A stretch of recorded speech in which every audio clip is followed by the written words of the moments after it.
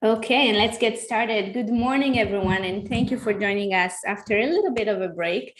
But this is such a great webinar to start our new season with, our spring. And I invited Barter, who is the Director of Innovation and Sustainability at Waterfront Toronto, to learn more about their exciting plans. And, you know, we see so much construction going on and we hear so, but I wanted to have directly to hear it directly from the resource, what's going on and what is planned. So Aaron, thank you so much for joining us. And please, I'm gonna mute myself and please take it from here. Great, well, and Emma, thanks so much and great to see you again. Yeah, thanks for the invitation to come share a few updates from all the exciting work underway on Toronto's waterfront. As you mentioned, my name is Aaron Barter, and I'm joining from Waterfront Toronto, where I have the opportunity to lead our work on sustainability, climate, and strategy for new projects. And a big hello to all of you joining from home or maybe from the office today. So before we start, I wanted to just point out that Toronto's location on Lake Ontario, which is the first Great Lake from the St. Lawrence River, has been instrumental over the course of the area's history. And for centuries, oceans, lakes, and rivers provided an important means of transport. Long before Europeans came to the area, Toronto was home to Indigenous peoples who used this location as a start of the route from the lower to the upper Great Lakes. And Waterfront Toronto acknowledges that the land that we are doing our revitalization efforts on is part of the traditional territory of many nations, including the Mississaugas of the Credit, the Anishinaabe, the Chippewa, the Haudenosaunee, and the Wendat peoples, and is now home to diverse First Nations, Inuit, and Métis peoples. And we acknowledge that Toronto is covered by Treaty 13 with the Mississaugas of the Credit. In today's webinar, with our short time together, I'm first going to give some background on Waterfront Toronto, our history, principles, purpose, and governance. And then I'll share two project updates, starting first with our Portland's projects in Villiers Island, and then closing with a quick update on sustainable development and our project at Keysight.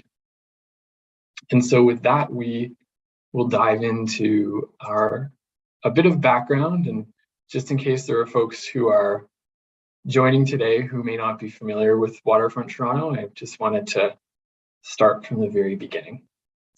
So the story of Waterfront Toronto begins a few decades ago with a city that was in the midst of a lot of change.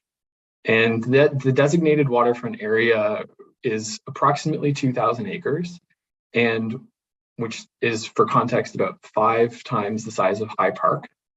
And Waterfront Toronto was brought forward as a means to bring a cohesive vision to the waterfront and to ensure that these projects all move forward in the same direction. For decades, the waterfront was an industrial part of the city. It was typical of a working port, but it was largely left behind as Toronto's economy moved into different directions. As the city grows, evolves, and sprawl has been happening outside of the core, the waterfront sat as a shadow of what was Toronto's industrial strength, and it was largely forgotten. By 2001, it was the last expansive underutilized land in the city, and it was one of the last places where there was truly room to grow. In part, that time frame was because of the challenges that stood in the way when it came to using this land. The pollution and environmental hazards created by decades of industry, a lack of infrastructure in the area, no transit connectivity, and for decades there was no cohesive vision for the waterfront.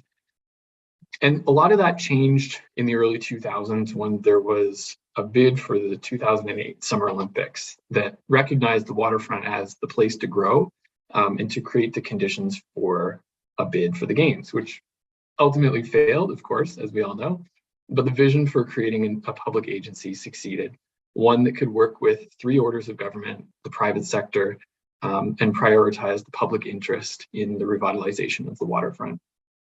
And this model had been used in other cities that had successful waterfronts, like Chicago, Hamburg, New York City, and London, where there were similar bodies that were collaborative and focused on managing the complexities of waterfront revitalization with public and private land, ports, environmental concerns, infrastructure needs, and ensuring public access to the water. So out of that effort was Waterfront Toronto was born. There was a task force led by Bob Fung, which envisioned Toronto's waterfront as the gateway of the new Canada and a landmark of sustainable and inclusive 21st century urbanism. And that original mandate, which rings true today as it did then, is to enhance the economic, social, and cultural value of waterfront lands and to create an accessible and active waterfront for living and recreation. And I will note that there's a great video that we're promoting on our social media right now that explains this origin story in a bit more detail. The mission and purpose from that are shown here. To create a vibrant, connected waterfront belongs to everyone. And all of the components of city building are reflected in our work, as you can see. And our purpose, which I'll get more into in a moment, and what I really wanted to emphasize is bringing in private investments, making those required public big moves to catalyze activity, and really making it a landmark for city building and urbanism. And so since then, there's been a lot of work done. More than ever with the pandemic, there's been a lot of attention on the waterfront. It's no surprise that many folks want to spend more time enjoying Toronto's waterfront and all the work that's happened over the last 20 years. We've worked to create both a livable waterfront and one with year-round activity where both visitors and community members can safely enjoy public spaces, bike lanes, promenades, walkways, green spaces. And we talk about activating a dynamic waterfront and building a complete community in our projects. And we do very much work for both the residents who are living in these complete communities, as well as the people from across the region who come and use the waterfront as their playground and escape from other parts. It's a part of a network of parks and public realm that are very special. And so since 2001, in the past 20 years, some of you might remember some of these sites pre-revitalization. This is what it looked like. These were some neglected and industrial sites that had sat on the waterfront for a long time. There was contaminated landfill, partitioned areas, empty concrete lots, and a general lack of awareness.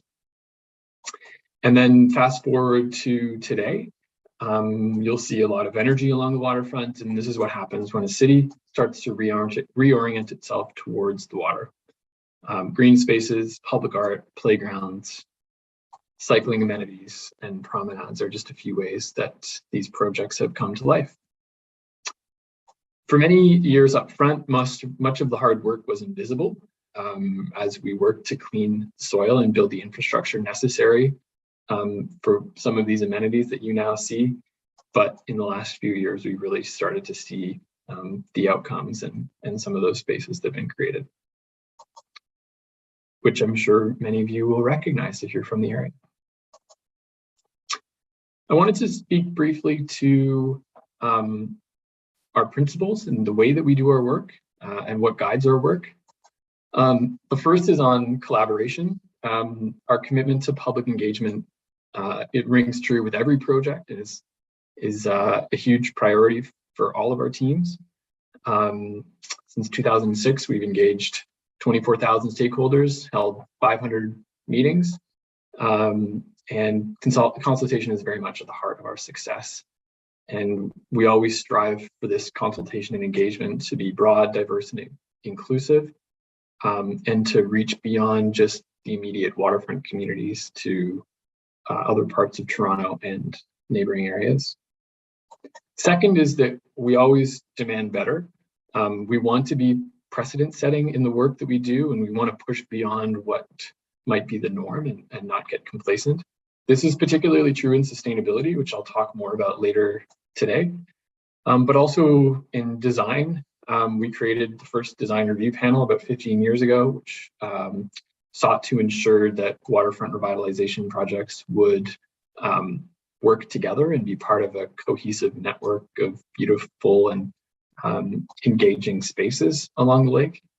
And we continually look to the best practices and benchmark ourselves off of global projects to try to understand how we can continue to raise the bar.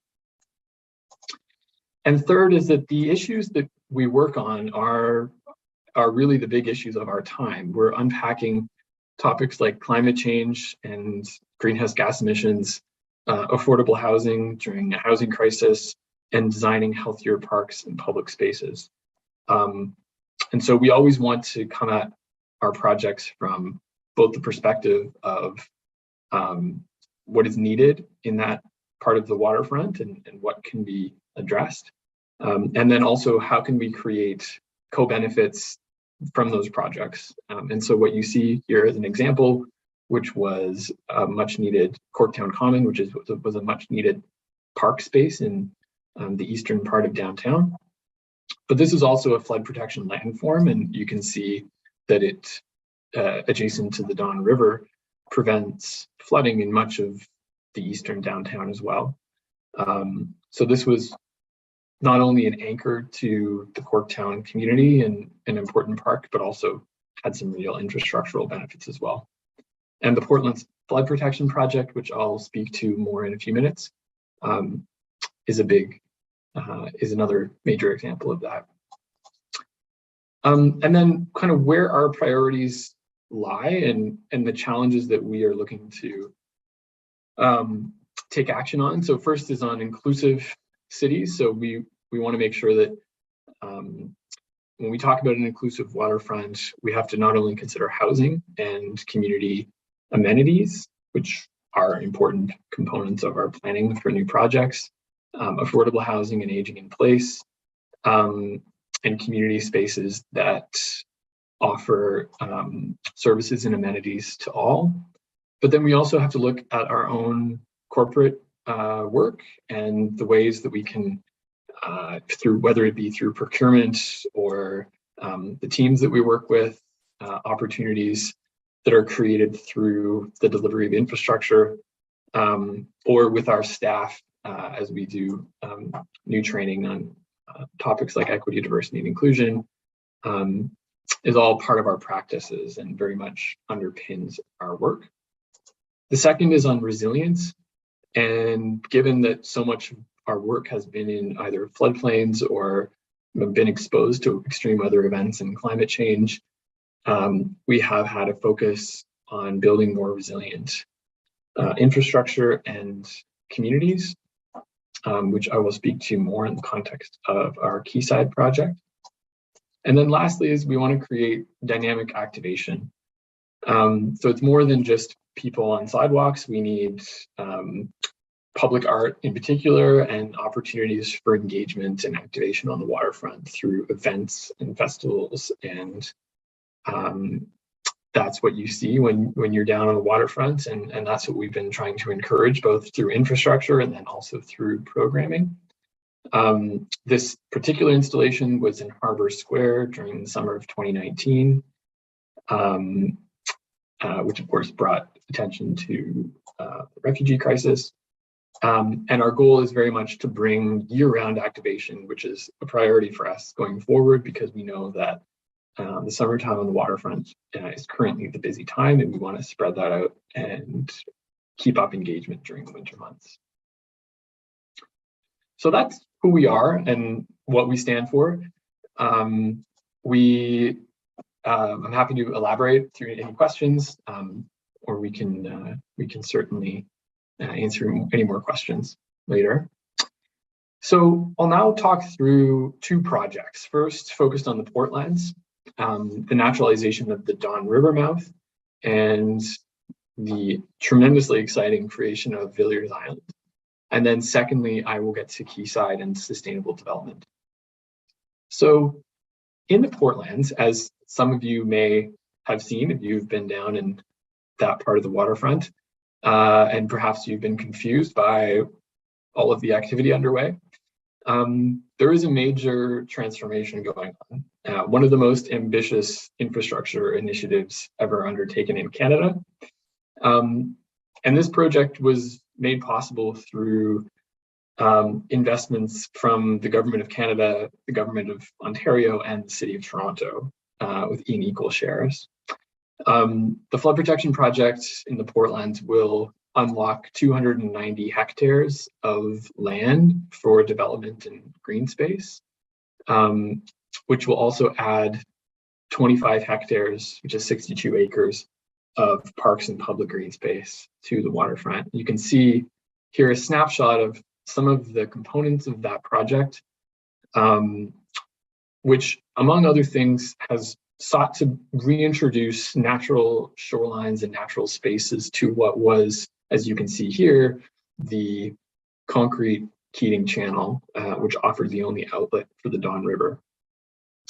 And so by improving the natural environment and the public realm, we can create new habitat for aquatic species. We can create more green space and wetlands in what is, and for many decades has been, contaminated industrial land.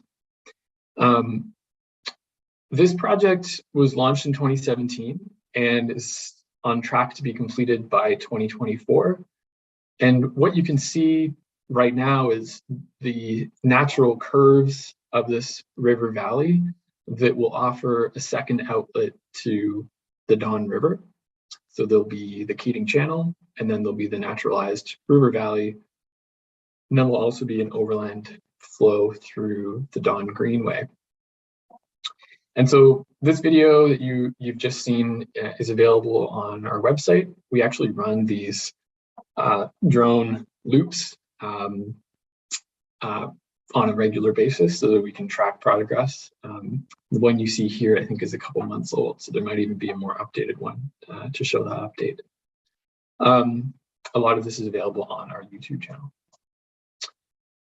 Part of that is that once we create this new island, we will have an opportunity to craft a pretty interesting place. This is laid out in the Villiers Island Precinct Plan, and it specifically identifies that Villiers is an opportunity to reach further and further raise the bar on environmental sustainability by developing what is called a climate positive neighborhood. Climate positive refers to the operational carbon footprint, and it tries to embed decisions about sustainability in every step of the planning and development process. So we are currently working on an updated plan.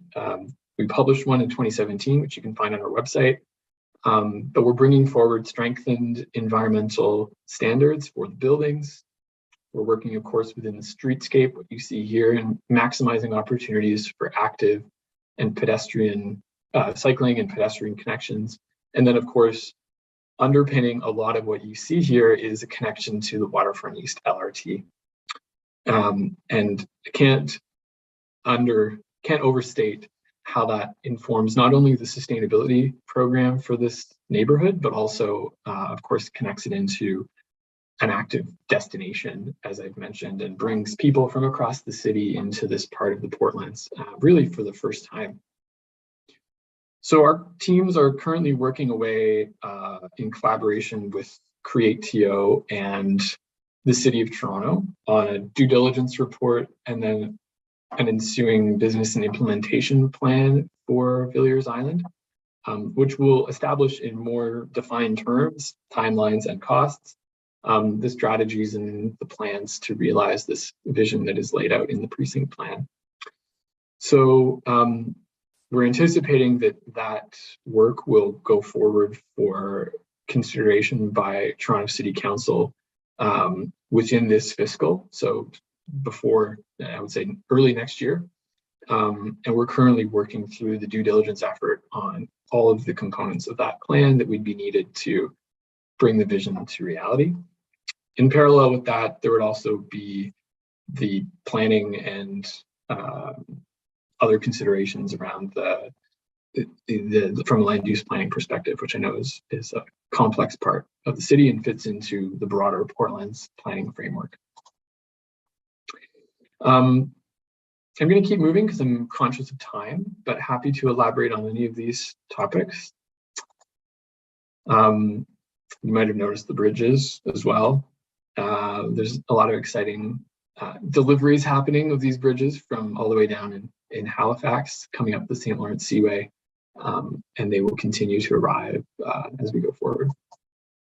So last, and in a very exciting update on sustainable development, I wanted to speak a bit about low carbon buildings and the Quayside project in particular.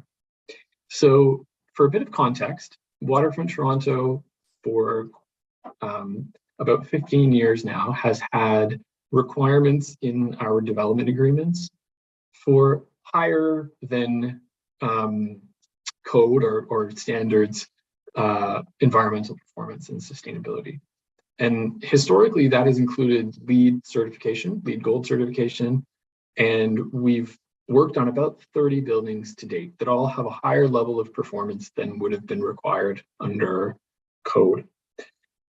We took steps in 2021 prior to the release of the Keysight Development RFP to update these requirements and basically prepare a set of specifications that get stapled to a development RFP.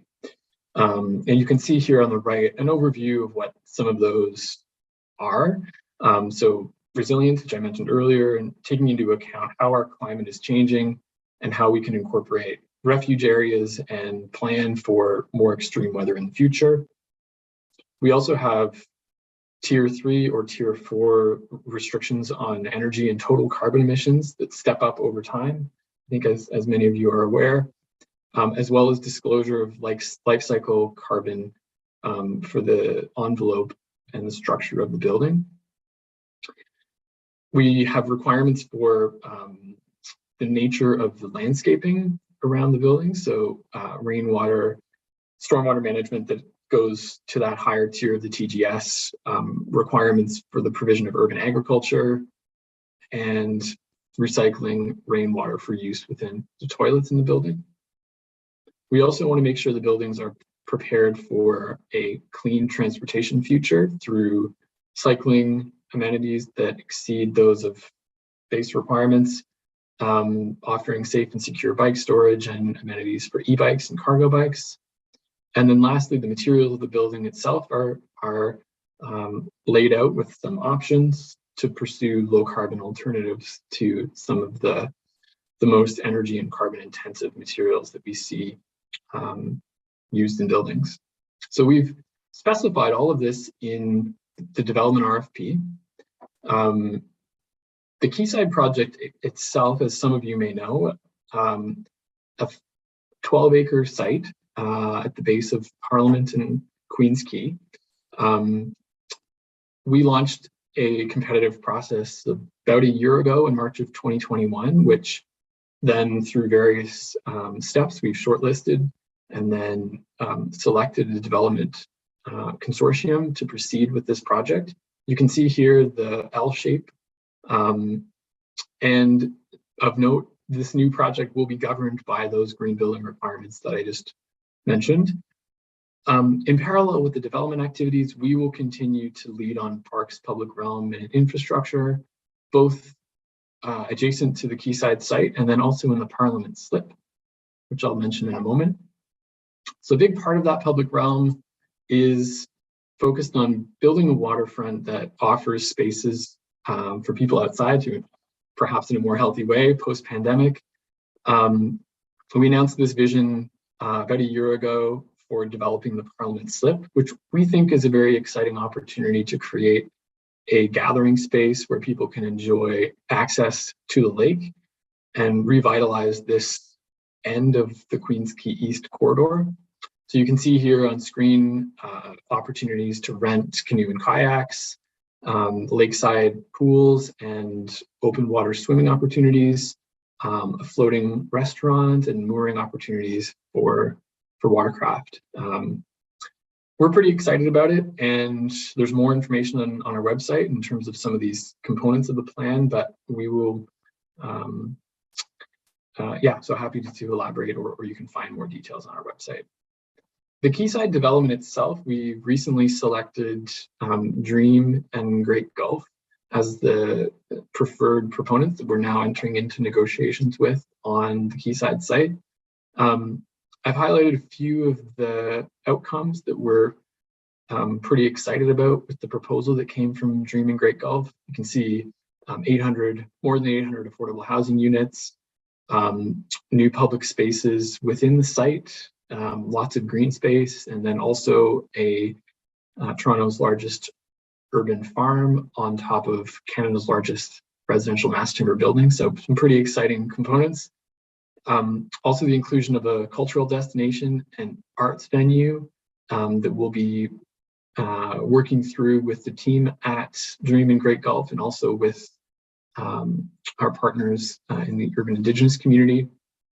I mentioned the low carbon requirements that we've placed in the project. And then lastly is some pretty exciting architecture from some world-renowned architects, which we think will create a pretty exciting and striking project. So I'll show you a few snapshots of the proposal. Here you can see it in context with Bayside and some of the adjacent projects. On the next slide, we have a building by Allison Brooks. Allison Brooks was actually born in Canada, but she's a prominent UK-based architect and brought a very unique design to this building, which is situated at the western edge of the Keysight site. Along Queen's Quay, you have a long bar-shaped building called Timber House, designed by David Adaje, and pretty dramatic mass timber construction, also the location of the proposed rooftop urban farm. We also have Henning Larsen Architects, who have contributed another building on the western side of the site called the Overstory, which you can see here. And that's situated against this central corridor, the community forest, which was designed by SLA, who you might be familiar with from the Copenhill, designed by Bjarke Ingels. I think this is just such a great shot, showing this rooftop urban agricultural farm amenity with community gardens, greenhouses, and that community forest at the ground level. So I'm conscious of time. I know we're going to wrap up. Just wanted to leave you with great shot from over the water and let you know that the work is busy and exciting. Our vision for the waterfront remains the same as it was 20 years ago. We're looking to create a waterfront that belongs to everyone. We know that when we're done, the city will be in a better place for it.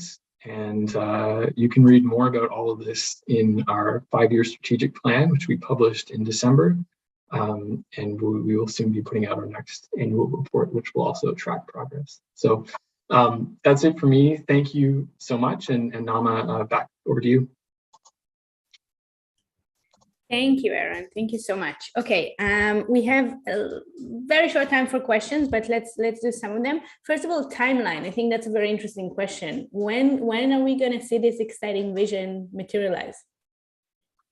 So I'm not sure which part of the project the question's for, but I'll say that the vision. So what you saw there for Villiers Island will be completed through the Portland Flood Protection Project by 2024.